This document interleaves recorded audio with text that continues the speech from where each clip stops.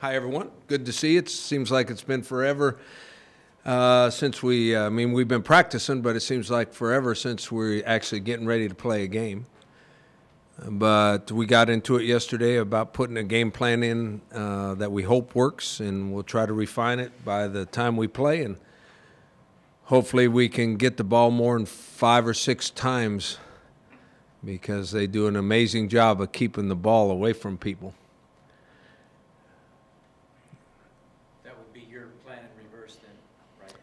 Yeah, I think that that's what we try to do too. So if it wasn't for TV and commercials, it would probably be the shortest game in history. Thoughts on Army competition-wise in terms of opponent? I think they're the most physical and most aggressive team we've played this year. Part of it is the offensive run. We were just discussing it. People will say they're a triple option offense. They are not. They line up in formations that make you believe they're triple option, but they're speed option. They'll run down the line, and the quarterback will keep the ball or pitch it, and then he's got about 4 or 5 guys out in front of him. They will lead up in there and let him run quarterback power plays and lead plays and all that. They do get into the shotgun a lot, and they run zone read option, which if you're actually reading the end man on the line of scrimmage, that's triple option. We're not sure he's reading it. We think it's being called for him. And the idea is to be very, very aggressive, because when you read, it's a little slow reacting if you're actually reading a guy on the line of scrimmage and trying to determine if he's taking the dive back or not.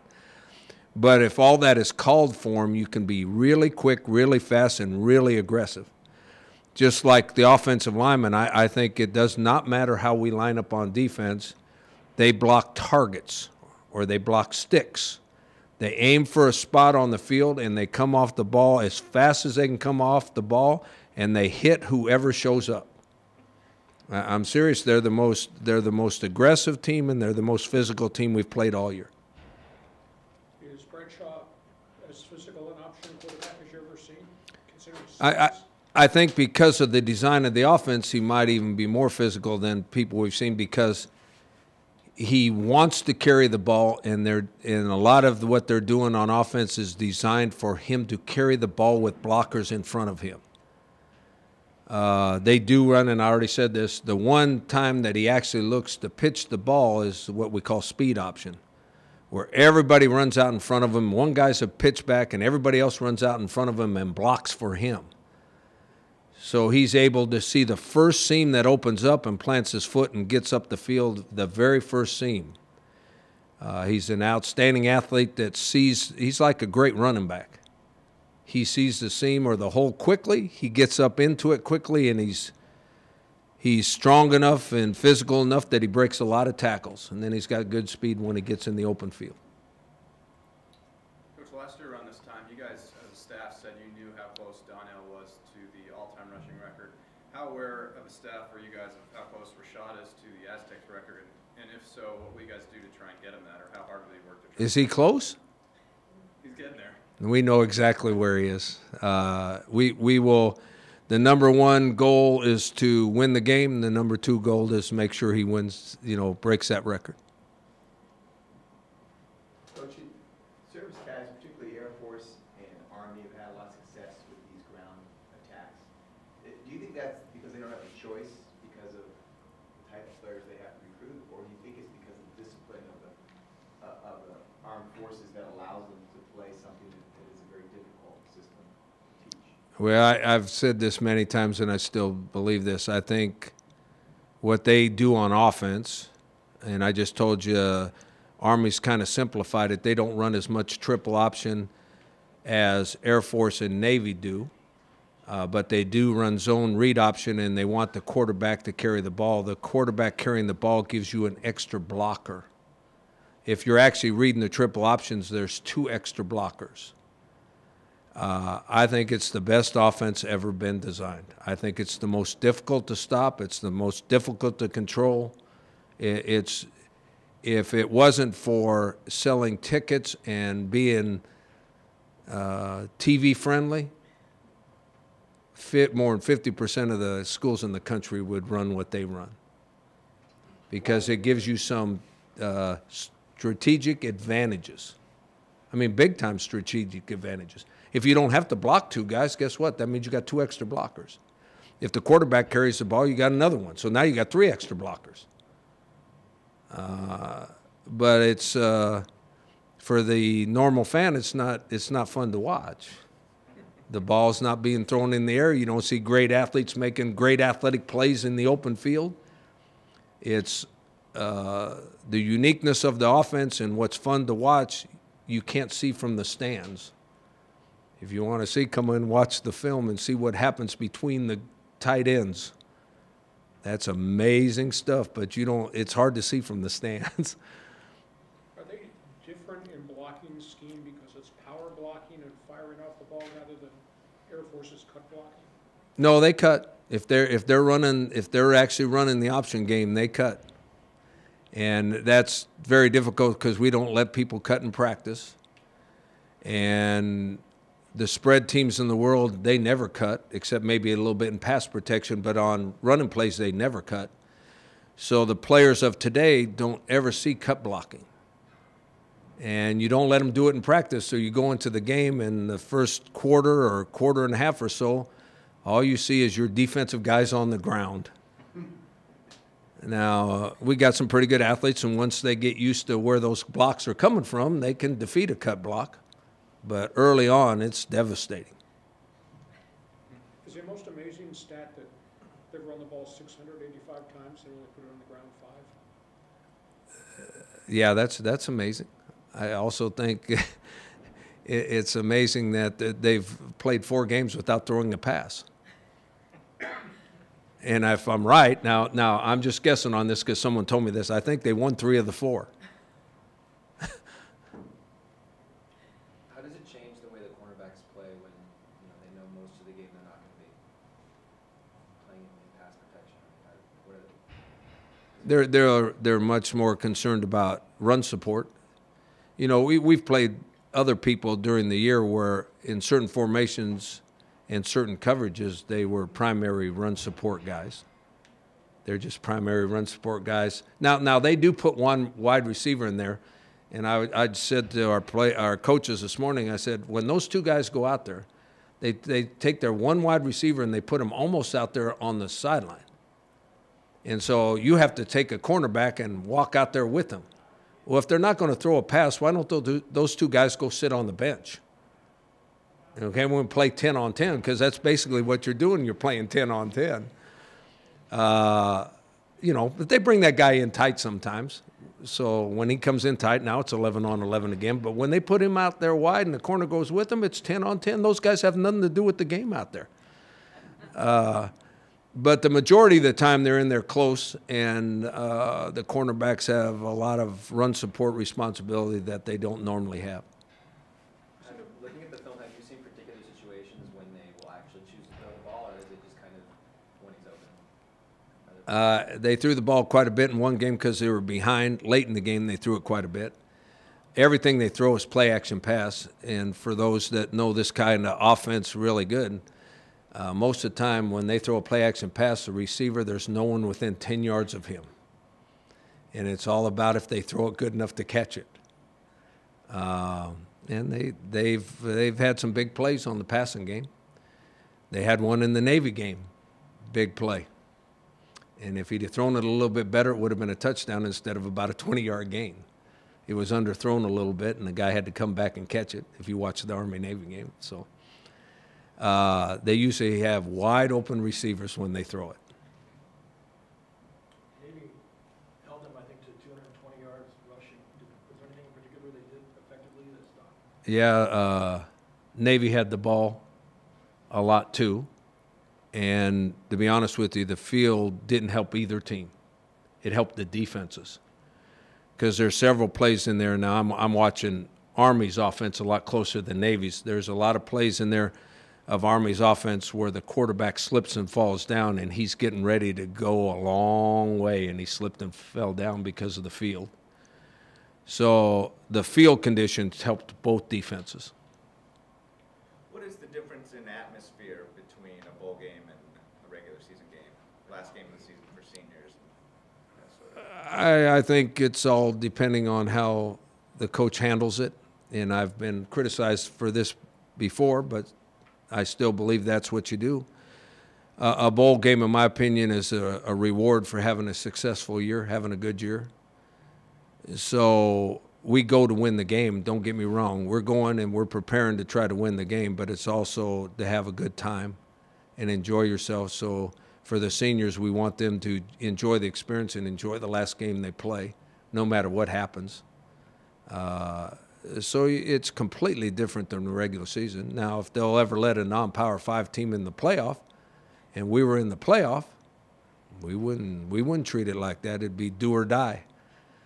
But bowl games are kind of a reward, and you go to play hard, but you go to have a good time, and you go to enjoy playing the game, because you started playing the game in Little League football because you love to play, and some of the fun of playing football is lost as you get older because people put more and more pressure on winning.